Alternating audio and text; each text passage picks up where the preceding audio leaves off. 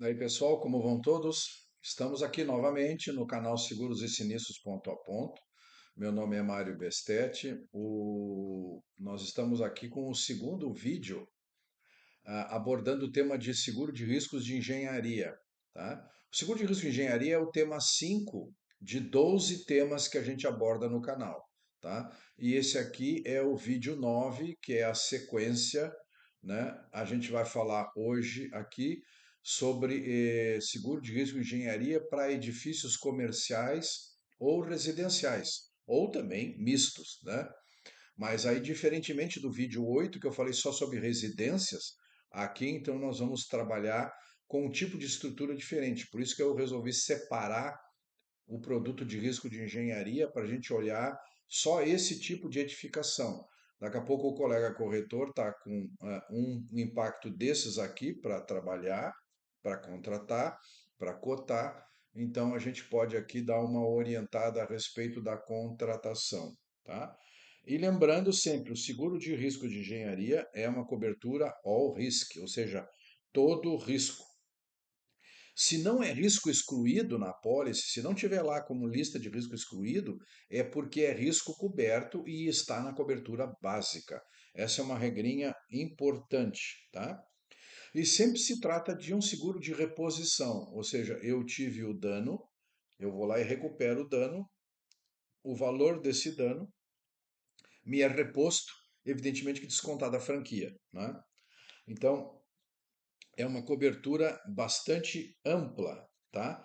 Cobre o quê? A obra em si, tá? Todos os materiais envolvidos na obra, objeto de montagem e instalação de equipamentos e máquinas em funcionamento. Essa imagem que eu trouxe para vocês aqui, ela é muito significativa, porque vocês podem identificar que a gente tem guindastes operando na volta, nós temos toda a obra na volta cercada, né, por proteção, ou seja, todos esses equipamentos aí possuem cobertura dentro do seguro de responsabilidade civil, seguro de riscos de engenharia. Responsabilidade civil nós vamos ver daqui a pouquinho dentro desse produto, tá? Então, o risco de engenharia, a grande vantagem é essa, você tem tudo num só lugar, tá? E antes de dar continuidade aqui, eu quero aproveitar e comentar com vocês que lá na descrição desse vídeo, um pouco mais abaixo, na descrição do vídeo, tem um link. Esse link é do meu site, onde eu apresento para vocês 3 e-books, tá? Um e-book, ele fala sobre seguro de automóvel, da contratação ao sinistro. O outro e-book, seguro de danos elétricos e equipamentos eletrônicos, da contratação ao sinistro. E o outro, seguro de responsabilidade civil geral, abordando 12 modalidades de seguro, inclusive o risco cibernético, da contratação ao sinistro. Tá? Dei uma olhada, acho que vale a pena. E-book é um produto de preço bastante acessível. E ali eu tenho 40 anos jogados ali dentro de experiência, tá?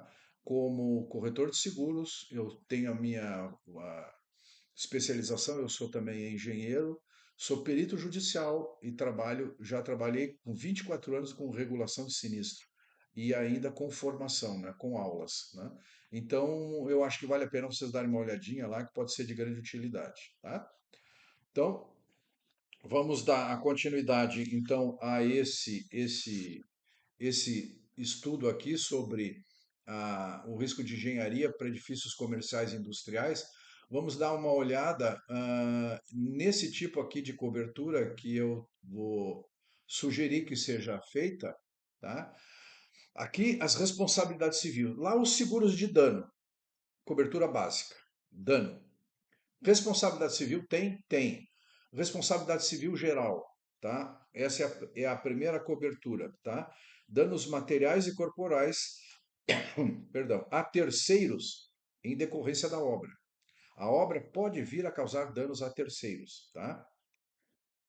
Independentemente que sejam pessoas visitantes dentro da obra ou pessoas lindeiras, ou seja, estão ao redor da obra, tá? Também bens de empreiteiros e de seus funcionários, tá? Bens de empreiteiros e funcionários estão na cobertura básica, tá? Aqui, de fato, é só terceiros, tá? São pessoas que não têm relação com a obra, tá? O empreiteiro e os seus funcionários estão na básica, tá? Responsabilidade civil cruzada, outra modalidade, outra cobertura que eu recomendo. Por quê? Porque às vezes nós temos mais de um empreiteiro na obra, tá? E eles podem, entre eles, causarem danos de responsabilidade, tá? Virem a provocar eventos de responsabilidade. Então, por isso que chama-se cruzada. Se eu tenho três, quatro, cinco empreiteiros dentro da obra, dentro do cronograma, porque um edifício, um prédio, via de regra, ele tem prazos para construção, vão de 24 meses a 30 meses. Esse é o padrão, tá? Os normais aí, tá? Sejam eles comerciais ou residenciais. De 24 a 30 meses. Contrata-se uma pólice exatamente dentro do período da obra, né? E nesse período, muitos empreiteiros vão entrar lá e muitos ficam e recebem novos à obra, né? Então, a responsabilidade civil cruzada, ela funciona nisso aí, né? Atender às responsabilidades entre os empreiteiros, tá? E o RC do empregador, danos resultantes de morte e invalidez permanente do empregado, tá? Devido a um acidente súbito e inesperado na obra. Podem acontecer acidentes na obra? Podem. Podem ser graves, óbito e invalidez permanente? Infelizmente podem. Então, o contratante dessa apólice, o segurado, fica resguardado com uma verba para atender essas necessidades. Isso aí é caro? Não é caro, tá? Por isso que é interessante sempre se contratar junto. O seguro de risco de engenharia, ele tem inúmeras coberturas, tá?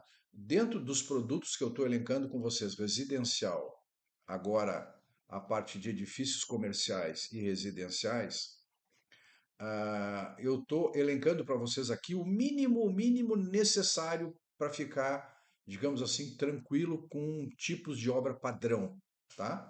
Essa é a minha preocupação aqui, tá? Vamos ver mais um conjunto de coberturas que eu sugiro que vocês contratem nesse tipo de risco, tá?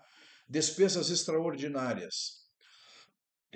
Às vezes acontece um tipo de acidente sinistro na obra, que se precisa, é necessário, de maneira muito rápida, se providenciar a compra de equipamentos ou transporte de equipamentos novos ou materiais novos para serem ingressados na obra em função do sinistro, tá?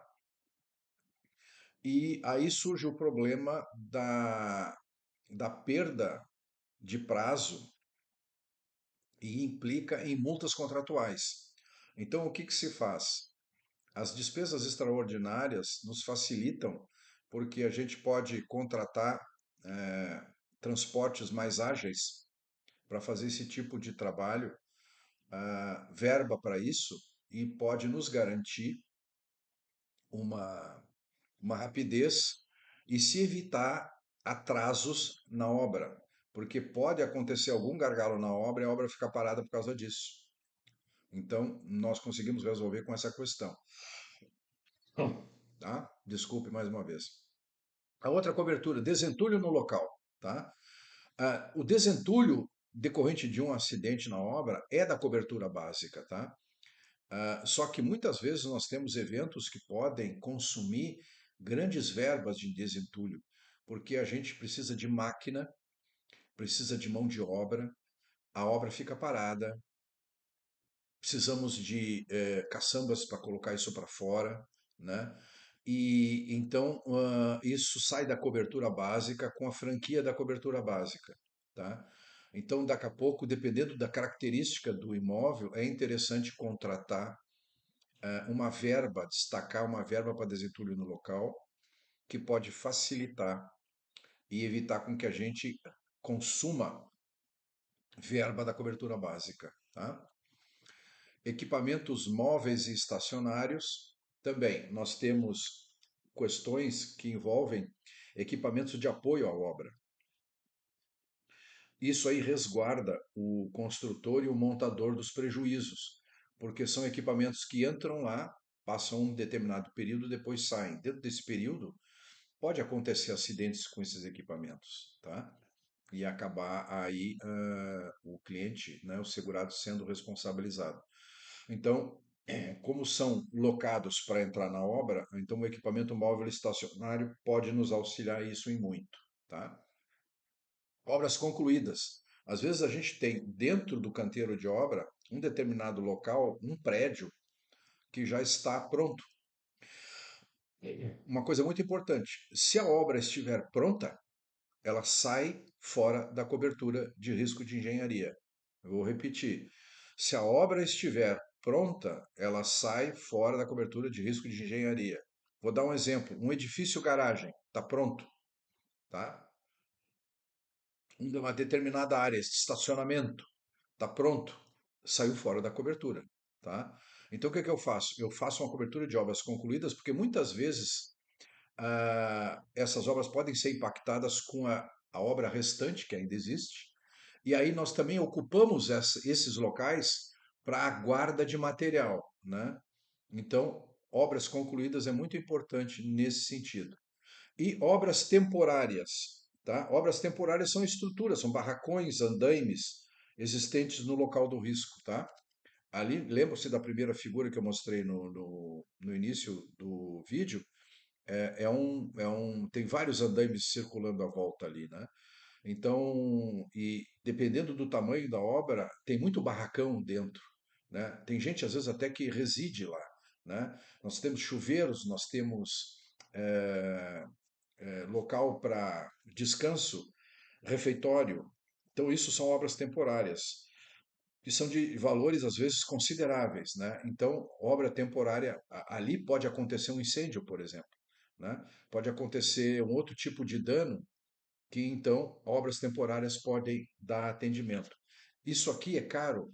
É muito barato, tá? E repito, eu estou sugerindo aqui o mínimo que se deve ter numa obra como um porte, como um edifício residencial ou comercial. Tem mais? Tem. Mas aí a gente depende de analisar aí como um corretor, como um consultor, analisar o projeto, né, o memorial descritivo, o local onde a obra está instalada, para a gente poder sugerir o restante, né? Agora, isso aqui é o mínimo que, assim, ó, de olho fechado, a gente precisa, tá? Essa é a minha intenção, tá? Espero que tenha sido bom para vocês esse vídeo. Aguardem que o terceiro vídeo nós temos mais risco de engenharia, mas aí para pavilhão industrial, tá ok? Agradeço. Muito obrigado. Fiquem com Deus.